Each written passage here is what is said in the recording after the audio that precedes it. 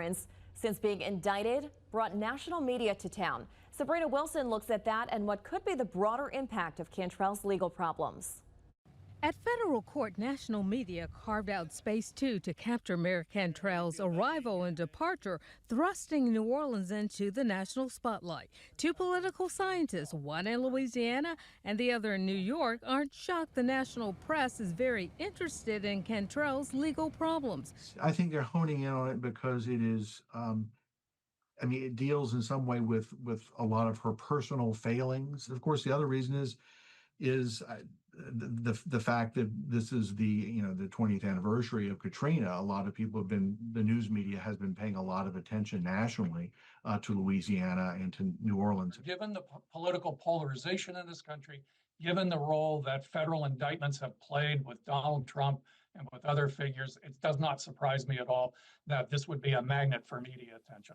Could Cantrell's indictment have a broader impact on the city? Dr. Grant Reher is a political science professor at Syracuse University's Maxwell School of Citizenship and Public Affairs. There's never a good time for something like this to happen, but I do see two mitigating factors here in terms of the politics.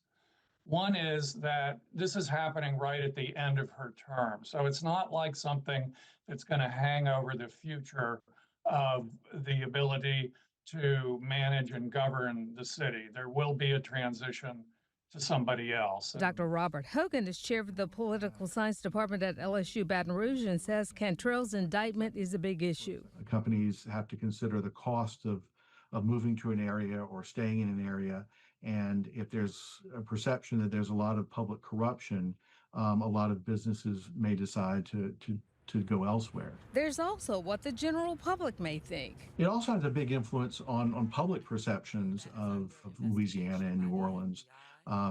Tourism is a huge thing here. You got to think that may have an influence. Of course, Cantrell made history when she became New Orleans' first female mayor.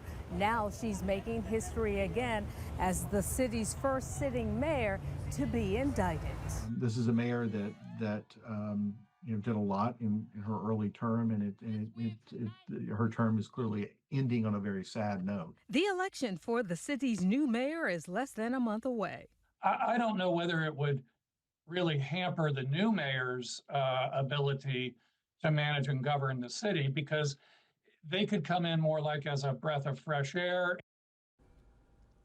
HUD is barring Cantrell from signing any federal contracts. Professor Reher says that's not unusual after an indictment. Professor Hogan says it cripples the city's ability in some ways to get things it needs. However, city leaders told us the city has other ways to get federal funding the city needs for services. John.